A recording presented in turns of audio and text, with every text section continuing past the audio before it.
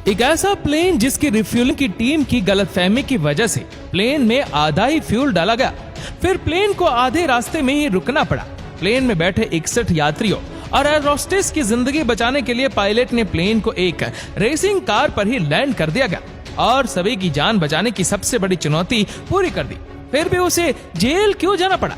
देखिए, आज के समय में दुनिया भर के लोगों के लिए ट्रैवल करने का सबसे आसान वाहन एरोप्लेन ही होता है। आज दुनिया भर में कई देशों और शहरों के बीच हर दिन करीब 1 लाख से भी ज्यादा फ्लाइट उड़ान भरती है। अकेले भारत में ही हर दिन करीब 15,000 फ्लाइट उड़ान भरती है, क्योंकि 2023 की सदी में ही कहीं भी ट्रैवल करने के लिए हवाई जहाज से उड़ान भरना सबसे सुरक्षित और आसान तरीकों में से एक माना जाता है। लेकिन ऐसा नहीं है कि अगर आप फ्लाइट में ट्रैवल कर रहे हैं तो यहाँ एक्सीडेंट नहीं हो सकता। आखिर है तो ये भी एक मशीन ही। बीच रास्ते में ही अगर आपकी गाड़ी का डीजल या गैस खत्म हो जाए तो आपकी गाड़ी बंद हो जाएगी, लेकिन आप धक्का लगाकर पेट्रोल पंप तक तो इसे ले ही आएंगे। मगर आप जरा सोच कर देखिए कि अगर यही घटना आपके साथ बीच हवा में घटे तो। दोस्तों, ऐसा ही कुछ हुआ था 23 जुलाई 1983 को एयर कनाडा की फ्लाइट 143 के साथ। दरअसल एयर कनाडा की फ्लाइट 143 को घटना से एक दिन पहले टोरंटो से एडमंटन के लिए उड़ान भरनी थी, जहां इसका रूटीन चेकअप किया जाना था। 23 जुलाई 1983 को सुबह प्लेन एडमंटन से मॉन्ट्रियल के लिए रवाना हुई। मॉन्ट्रियल पहुंचकर प्लेन के पायलट को अपनी ड्यूटी एक्सचेंज करनी थी और यहीं से इस कहानी में शानदार रोल प्ले करने वाले कप्तान रॉबर्ट पियर्सन शामिल हुए, जिनके पास करीब 15,000 घंटों से भी ज्यादा उड़ान का अनुभव था, जबकि फर्स्ट ऑफिसर के तौर पर उनके सहयोगी के पास 7,000 घंटों से भी अधिक का उड़ान अनुभव था। लेकिन यहाँ ये ध्यान रखना जरूरी है कि 1983 में कनाडा अपने पुराने मेजरमेंट सिस्टम इंपीरियल यूनिट्स को अपग्रेड कर रहा था। ये सिस्टम यूनिट मेजरमेंट्स थे, यानी इनके द्वारा दूरी, ऊंचाई और फ्यूल कैपेसिटी को नापा जाता था।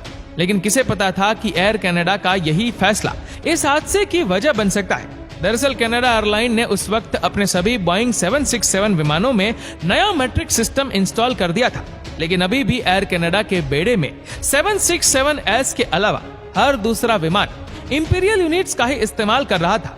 उधर विमान को फिर से एडमंटन के लिए रवाना होने से पहले उसमें फ्यूल डलवाने का निर्देश दिया गया था, इसलिए रिफ्यूलिंग टीम को बुलाया गया। लेकिन यहाँ एक बहुत बड़ी मिसअंडरस्टैंडिंग हो गई। दरअसल एयर कनाडा की फ्लाइट 143 भी एक बोइंग 767 प्लेन ही था, जिसमें मैट्रिक सिस्टम इंस्टॉल किया हुआ था। लेकिन रिफ्यूलिंग टीम को लगा कि इसमें अभी भी इंपीरियल यूनिट्स का ही इस्तेमाल हो रहा है। रिफ्यूलिंग टीम को प्लेन में 22,300 किलोग्राम फ्यूल भरने का निर्देश किया गया था, लेकिन दुर्भाग्यवश उन्होंने इसे इंपीरियल यूनिट्स समझकर इसमें 22,300 किलोग्राम की जगह 22,300 पाउंड फ्यूल भर दिया, जो कि दिए हुए निर्देशों का बिल्कुल आधा था। यानी कि एडमंटन तक पहुंचने के लिए भरा हुआ ईंधन फ्लाइट को आधे रास्ते में अटकाने के लिए काफी था। इसमें सबसे बड़ी गलती कही जाए तो पायलट की भी थी, क्योंकि उन्होंने बिना फ्यूल मीटर देखे ही रिफ्यूलिंग टीम को कंफर्मेशन दे दिया और आगे की यात्रा के लिए उड़ान भर ली। लेकिन जब प्लेन 41,000 फीट की ऊंचाई पर पहुंचा तो अचानक कॉकपिट में एक अलार्म बजता है, जो स्पष्ट संकेत दे रहा था कि प्लेन का लेफ्ट इंजन काम करना बंद कर चुका है। अभी विमान एडमंटन के आधे रास्ते में ही पहुंचा था कि फ्यूल खत्म होने की कगार पर पहुंच गया। अब पायलट को महज एक इंजन के साथ एडमंटन पहुंचना था, जो काफी खतरनाक साबित हो सकता है। इसलिए पायलट ने इमरजेंसी लैंडिंग करवाने की सोची। उस समय उनके सबसे पास एक छोटा विनिपेग एयरपोर्ट था, इसलिए पायलट ने उसी एयरपोर्ट पर प्लेन की इमरजेंसी लैंडिंग करवाने का प्लान बनाया। लेकिन जैसे ही पायलट ने इस प्लेन को इस एयरपोर्ट की तरफ मोड़ा तो अचानक प्लेन के दूसरे इंजन ने भी काम करना बंद कर दिया। पायलट को समझ नहीं आ रहा था कि आखिर ये हो क्या रहा है, क्योंकि प्लेन में ना तो कोई तकनीकी समस्या आई थी और ना ही कोई बाहरी चीज प्लेन के इंजन से टकराई थी। तभी मुख्य पायलट का ध्यान प्लेन के फ्यूल मीटर की तरफ गया, जिसे देखकर उसके होश उड़ गए, क्योंकि आसमान में 41,000 फीट की ऊंचाई पर उनका फ्यूल टैंक पूरी तरह खाली हो चुका था। लेकिन दोस्तों, समस्या यही रुकने का नाम नहीं ले रही थी, क्योंकि इंजन के बंद होने के कारण प्लेन के टरबाइन अब केवल हवा के कारण ही घूम रहे थे, जिसके कारण ना के बराबर ही बिजली बन पा रही थी। इसका रिजल्ट ये रहा कि कॉकपिट में अब बहुत कम मात्रा में लाइट की सप्लाई हो पा रही थी, जिसके कारण बहुत सारे कार्य बंद हो चुके थे। अब कैप्टन पियर्सन और फर्स्ट ऑफिसर के सामने बिना ईंधन और बिना बेसिक इंस्ट्रूमेंट्स से 61 यात्रियों और पियून की जिंदगी को बचाने की सबसे बड़ी चुनौती खड़ी थी, जिसकी जिम्मेदारी सिर्फ उन दोनों पर ही थी। वो ये अच्छे से जानते थे कि उनके पास अब किसी भी तरह की मदद के लिए समय बिल्कुल भी नहीं बचा है, लेकिन हार मानना शायद उनकी फितरत में नहीं था। इसलिए दोनों पायलट ने बोइंग 767 का इमरजेंसी मैनुअल खोला और उसमें ये ढूंढने की कोशिश करने लगे कि अगर प्लेन के दोनों इंजन बंद हो जाए तो ऐसी हालत में क्या करना चाहिए। लेकिन काफी ढूंढने के बाद उन्हें पता चला कि उसमें ऐसा कोई सेक्शन मौजूद ही नहीं था और ना ही ऐसे किसी सिचुएशन के लिए उन्हें कभी फ्लाइट ट्रेनिंग में प्रैक्टिस करवाई गई थी, क्योंकि एयर कनाडा के मैनुअल को डिजाइन करने वाली टीम का यह मानना था कि ऐसी कोई भी सिचुएशन कभी आ ही नहीं सकती। इसलिए उन्होंने ऐसी किसी सिचुएशन की कोई जानकारी उसमें दी ही नहीं थी। हर तरफ से निराशा मिलते देख कैप्टन पियर्सन ने एक जोखिम भरा फैसला किया कि वह प्लेन को वहीं कहीं आसपास सुपर सीरियस इमरजेंसी लैंडिंग करवाएंगे। लेकिन बदकिस्मत की बात यह थी कि बिना लाइट के उनका वर्टिकल स्पीड इंडिकेटर और अल्टीट्यूड इंडिकेटर काम नहीं कर रहा था। यानी इस हालत में वो ना तो ये देख पा रहे थे कि वह जमीन से कितनी ऊंचाई पर है और ना ही इस बात का कोई अंदाजा था कि प्लेन किस स्पीड से नीचे गिर रहा है। इसका सीधा सा मतलब ये था कि पायलट को निश्चित तौर पर यह नहीं पता था कि विमान कितनी देर तक हवा में उड़ सकता है। इस बीच कैप्टन पियर्सन ने अपने अनुभव का उपयोग कर अनुमान लगाया कि विमान अभी 250 मील प्रति घंटे यानी करीब 400 किलोमीटर प्रति घंटे की स्पीड से डिलाइट कर रहा होगा। इस बीच फर्स्ट ऑफिसर ने पियर्सन के द्वारा बताई गई हाइट और स्पीड के अनुसार ये कैलकुलेट करना शुरू किया कि क्या वे अभी इस स्पीड से ग्लाइड करते हुए अपने निश्चित इमरजेंसी लैंडिंग स्पॉट तक पहुंच पाएंगे या नहीं। लेकिन जब फर्स्ट ऑफिसर ने प्लेन में मौजूद मैकेनिकल इंस्ट्रूमेंट्स और एयर ट्रैफिक कंट्रोल की बताई हुई डिस्टेंस के आधार पर गणना की तो उसे पता चला कि उन्होंने मात्र 10 मील की दूरी तय करने में ही 5000 फीट का एल्टीट्यूड लॉस कर दिया था। यानी जिस स्पीड से प्लेन नीचे जा रहा था, अगर वह उसी स्पीड से चलते रहते तो कभी भी अपने इमरजेंसी लैंडिंग स्पॉट तक नहीं पहुंच पाते। लेकिन तभी फर्स्ट ऑफिसर को याद आया कि वो पहले जिस एयर फोर्स बेस पर काम करता था वो इसी रास्ते के बीच में पड़ता है। लेकिन ना तो कैप्टन और ना ही फर्स्ट ऑफिसर ये बात जानते थे कि अब उस एयर बस फोर्स को वहां से हटाकर वहां एक रेसिंग ट्रैक बना दिया गया था।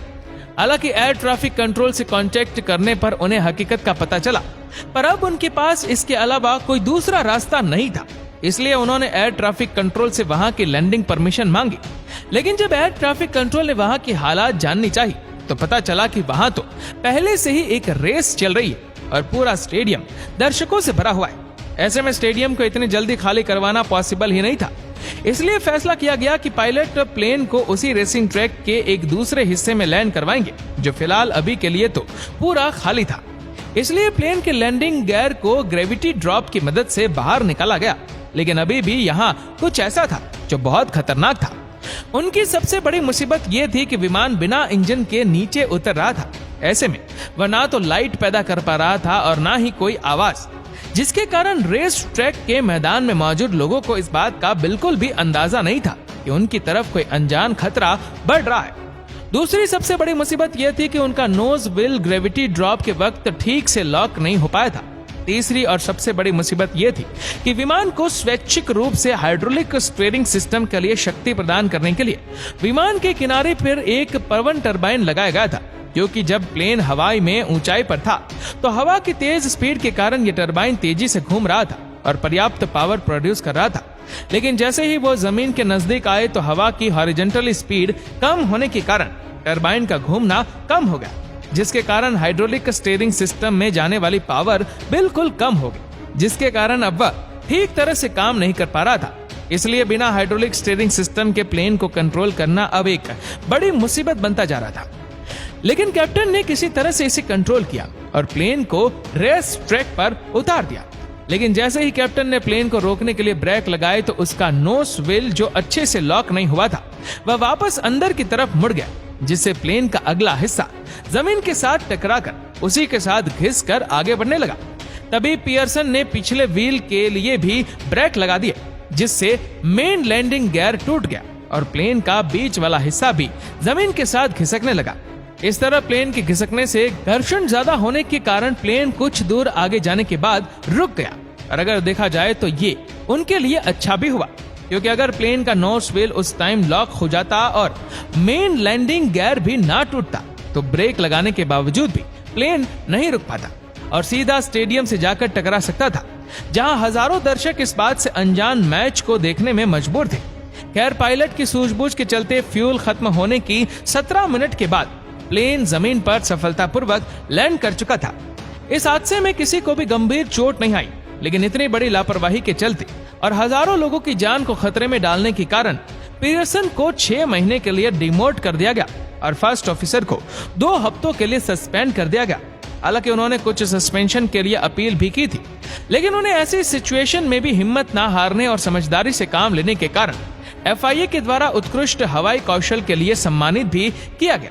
हालांकि ये सब कुछ बस एक छोटे से मैथमेटिकल एरर के कारण हुआ था।